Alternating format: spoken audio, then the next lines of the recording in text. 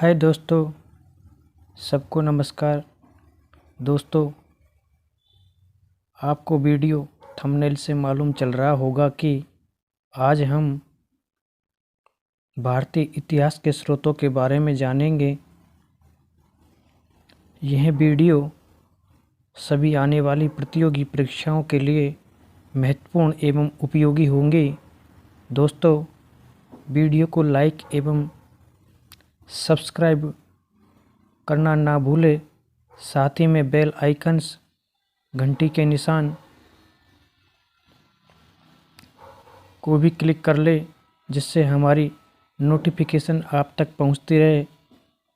चलो दोस्तों, देखते हैं आज के महत्वपूर्ण ऐतिहासिक स्रोत। प्राचीन भारतीय इतिहास के स्रोत। प्राचीन भारतीय इतिहास को जानने का कोई क्रमबद्ध व लिखित इतिहास नहीं मिलता है। सिर्फ भौतिक अवशेषों के आधार पर ही इतिहासकारों द्वारा प्राचीन इतिहास की जानकारी एकत्रित की गई है। प्राचीन भारतीय इतिहास को जानने के दो प्रमुख स्रोत हैं, साहित्यिक स्रोत एवं पुरातात्विक स्रोत। साहित्यिक स्रोतों को इतिहासकारों द्वारा दो भागों में विभाजित किया गया है, भारतीय साहित्यिक स्रोत एवं विदेशी वृत्तांत।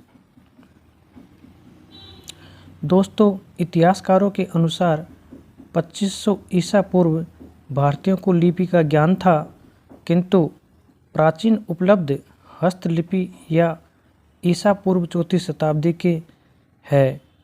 दोस्तों, जो हस्तलिपियाँ मिली है वो 4वीं शताब्दी ईसा पूर्व की मिली है।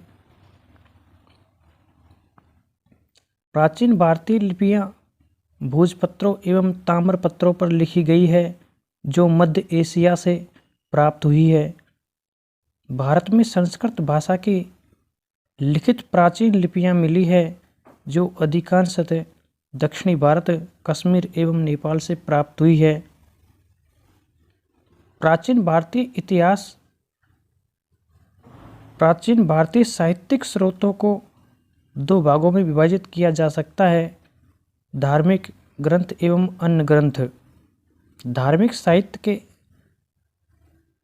के ऐतिहासिक स्रोतों में वेद, उपनिषद, ब्राह्मण, धर्मशास्त्र, बौद्ध एवं जैन साहित्य प्रमुख है। हिंदू धर्म ग्रंथ साहित्यों में वेदों, उपनिषदों, महाकाव्य, रामायण और महाभारत एवं पुराणों आदि से प्राचीन भारत की सामाजिक एवं सांस्कृतिक गतिविधियों का पता चलता है, किंतु इनके देश काल का पता लगाना काफ़ी मुश्किल है। पुराणों से प्राचीन राजवंशों की वंशावली एवं 4 युगों का उल्लेख, कृत, त्रेता, द्वापर और कली आदि का उल्लेख मिलता है। दोनों महाकाव्य रामायण एवं महाभारत को लगभग 400 ईसा पूर्व संकलित किया गया। महाभारत में अनुमानित 10वीं शताब्दी ईसा पूर्व से 4वीं शताब्दी ईसा पूर्व की गतिविधियां वर्णित की गई है। महाभारत का दूसरा नाम जय संहिता है। इसमें मूल रूप से 8800 श्लोक थे, जो आगे चलकर 24,000 फिर 1 लाख तक पहुंच गए। इसको महाभारत या सत सह संहिता कहा जाने लगा। रामायण महाकाव्य में मूल रूप से 12,000 श्लोक थे, जो आगे चलकर 24,000 हो गए। उत्तर वैदिक कालीन धार्मिक साहित्य में कर्मकांडों की भरमार देखने को मिलती है। उत्तर वैदिक साहित्य ग्रंथों से संस्कारों, कर्मकांडों, यज्ञ, हवन आदि का विवरण मिलता है। उत्तर वैदिक काल से ही ज्यामिति और गणित की शुरुआत का प्रारंभ होता है। बौद्ध ग्रंथों से ऐतिहासिक व्यक्तियों एवं घटनाओं की जानकारी मिलती है। प्राचीनतम बौद्ध साहित्य पाली भाषा में लिखा गया है। यह धार्मिक साहित्य बुद्ध के समय के जीवन की जानकारी देता है। बौद्ध साहित्य के अलावा बुद्ध के पूर्व जन्म की कथाओं से भी काफ़ी ऐतिहासिक जानकारी मिलती है। इन कथाओं को दोस्तों जातक कहा गया है। जैन ग्रंथों से भी तत्कालीन सामाजिक एवं धार्मिक राजनीतिक जीवन की जानकारी मिलती है। जैन साहित्य प्राकृत भाषा में लिखा गया है। धर्मशास्त्रों में धर्मसूत्र और स्मृतियों से संपत्ति के अधिग्रहण, विकल्प तथा उत्तराधिकार के नियम, चोरी, कर्म आक्रमण, हत्या इत्यादि जार कर्मों के विधान की जानकारी मिलती है। अन्य धार्मिक साहित्य स्रोतों में अर्थशास्त्र, दीपवंश, महावंश, राजतरंगिणी एवं तमिल साहित्य प्रमुख कृतियां हैं, जिनसे तत्कालीन राजनीतिक, सामाजिक एवं आर्थिक जीवन की जानकारी मिलती है। दोस्तों, पुरातात्विक स्रोत वे ऐतिहासिक स्रोत जो चट्टानों, गुफाओं, नदी के किनारे मिट्टी में दबे हुए मिले हैं, पुरातात्विक स्रोत कहलाते हैं, जिनमें अभिलेख, दानपात्र, मुद्राएं और प्राचीन स्मारक प्रमुख हैं। अभिलेख प्राचीन भारतीय इतिहास को जानने का महत्वपूर्ण स्रोत है। यह लेख देशी एवं विदेशी दोनों प्रकार की भाषाओं में उत्कीर्ण है। अभिलेख मुख्यतः शिलालेख, स्तंभों, गुफाओं एवं दीवारों पर उत्कीर्ण किए गए थे। देशी अभिलेखों में सम्राट अशोक का प्रयाग स्तंभ लेख एवं खारवेल का हाथी गुफा अभिलेख प्रमुख अभिलेख है।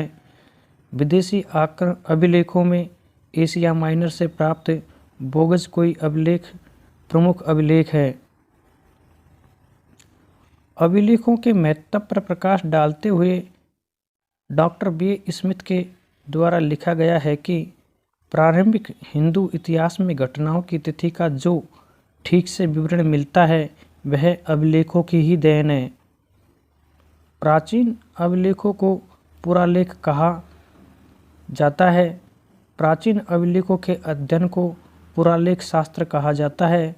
मौर्य एवं मौर्योत्तर तथा गुप्त काल के अधिकांश अभिलेखों को कापर्स इनस्क्रिप्ट्स ओनम इंडिकारम नामक ग्रंथमाला में प्रकाशित किया गया है।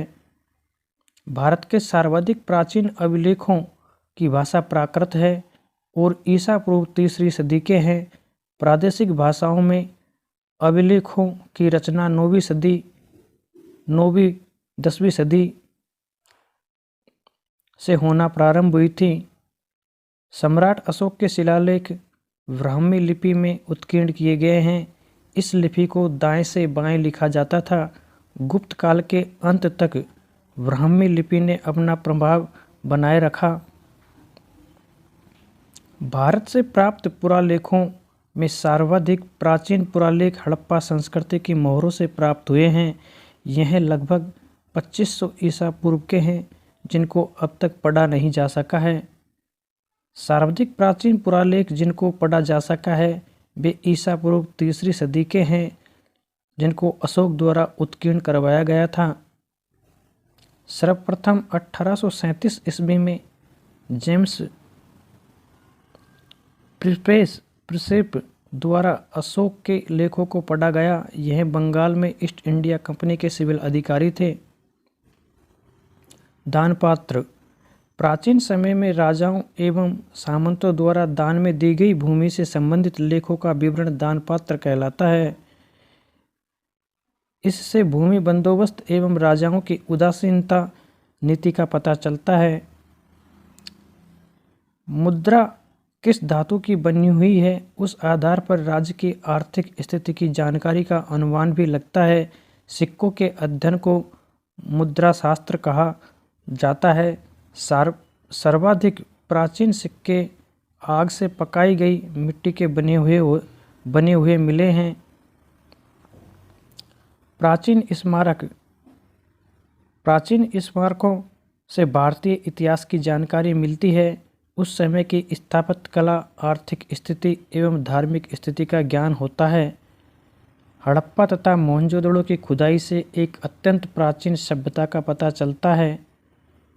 हाय फ्रेंड्स, वीडियो अच्छी लगी है तो प्लीज़ लाइक व कमेंट अवश्य करें। साथ में चैनल को भी सब्सक्राइब कीजिए।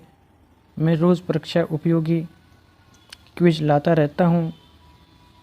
तो मिलते हैं दोस्त नेक्स्ट वीडियो में, तब तक जय हिंद जय भारत।